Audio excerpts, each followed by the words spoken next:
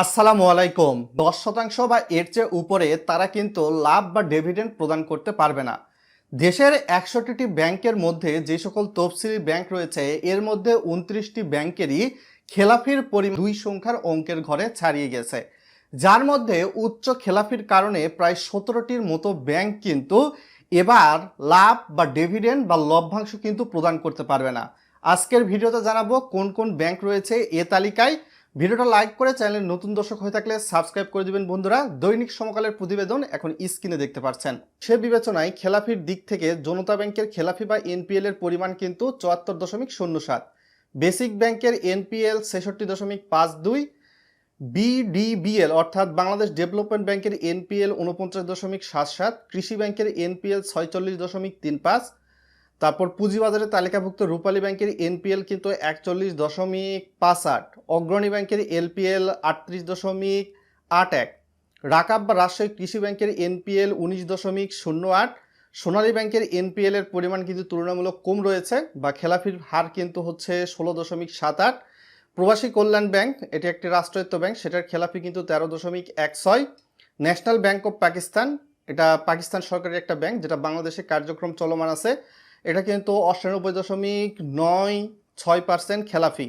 Union bank যেটা ইতিমধ্যে একীভূত হয়েছে 5টা সম্মিলিত ইসলামী ব্যাংক নামে, যেটার খেলাফি ছিল 97.64, ফার্স্ট সিকিউরিটি ইসলামী ব্যাংকের খেলাফি 96.43, গ্লোবাল ইসলামী ব্যাংকের খেলাফি 96.27, পদ্মা ব্যাংকের খেলাফি 93.73।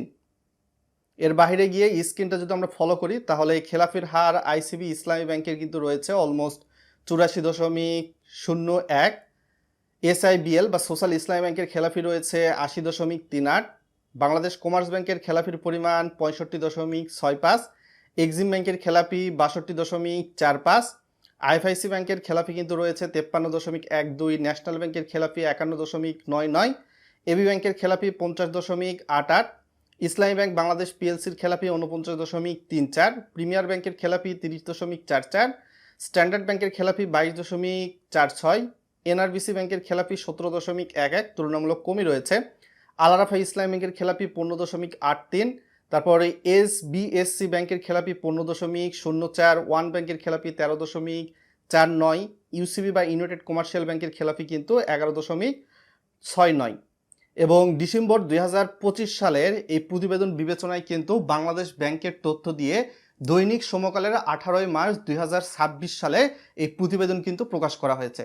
সাধারণত গেল বছরের যেই লভ্যাংশ বা লাভটা রয়েছে, শেয়ার হোল্ডার যারা রয়েছে তারা কিন্তু এখান থেকে লভ্যাংশ পাবে না, এটাই মূলত বোঝানো হয়েছে। সরাসরি ব্যাংকের গ্রাহক ব্যাংকে ফিক্সড ডিপোজিট এফডি আর ডিপিএস করেছেন তাদের ক্ষেত্রে কিন্তু এমন বিষয় বা ডিভিডেন্ড দিবে না বা লাভ দিবে না এমন বিষয়টা কিন্তু প্রযোজ্য হবে না।